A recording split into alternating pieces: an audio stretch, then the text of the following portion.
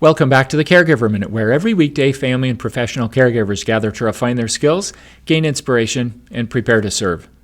One of the biggest challenges in the world today, a problem that affects people practically everywhere I go, is chronic exhaustion. Now, there's kind of a spectrum here. Some people have a diagnosable condition like chronic fatigue or fibromyalgia. But a lot of other people have no diagnosis. They just know they feel lousy from day to day. They don't have very good energy.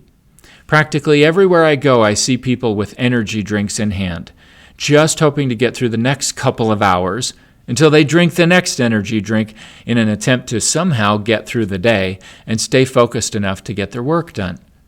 There are a lot of reasons why people might have low energy, but fundamentally, at the core, it's a problem of mitochondrial function. The mitochondria in our cells are the energy producers in our cells. And one of the key things to make the mitochondria work better is to sleep better. Sleep resets mitochondrial functioning and helps our mitochondria be healthy. Sleep is not for the weak. You have to sleep to be superior and to produce superior levels of energy. There are a lot of factors that affect how well we sleep, but one of the most commonly neglected is our circadian rhythm and whether we're in sync with it. Our bodies are very reactive to light. We're built to get up with the sun and to go down in our energy level and to prepare for sleep when the sun goes down. And yet we live in a world with all sorts of artificial lighting and alarm clocks and digital distractions that keep us up long past the sun has gone down and sometimes have us burning the candle on the other end as well, getting up in the dark. Now, a lot of people argue, well, I'm a night owl. I just work so much better at night. I think there are some people who actually are night owls, but I really think they're few and far between, and there's some research that supports that.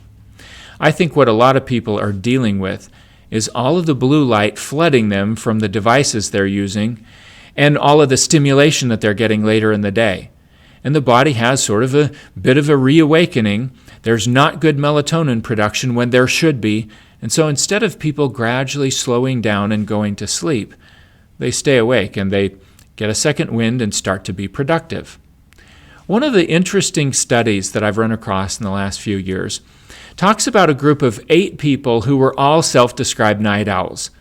And researchers sent them out into the wilderness with no watches, no cell phones, nothing to know when it was day or when it was night other than the sun and the moon and the stars. And they left them out there for a week to just camp and enjoy the natural world. By the end of the week, all 8 of those campers, the self-described night owls, were going to bed 2 hours earlier than they previously were going to bed. And they were sleeping the same number of hours, but they were waking up 2 hours earlier. And they were feeling amazing. It was like an incredible reset for them. Once they got in sync with their own circadian rhythms and quit fighting against it, their energy production went way up.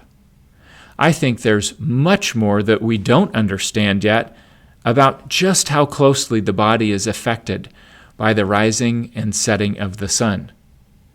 So, whether you think you're a night owl or not, I invite you to consider the fact that the research I referenced suggests that many people probably need to go to bed 1 to 2 hours earlier than they think that they do. Now, there are a lot of other things that can affect our energy production, and this is such a significant problem that I'm going to take time in the next 2 Caregiver Minute episodes to tell you more about what you can do to optimize your energy and how you can help the people that you're serving do the same. For now, though, I invite you to consider going to bed a little bit earlier tonight. Thanks for watching the Caregiver Minute. I look forward to seeing you again tomorrow for another episode.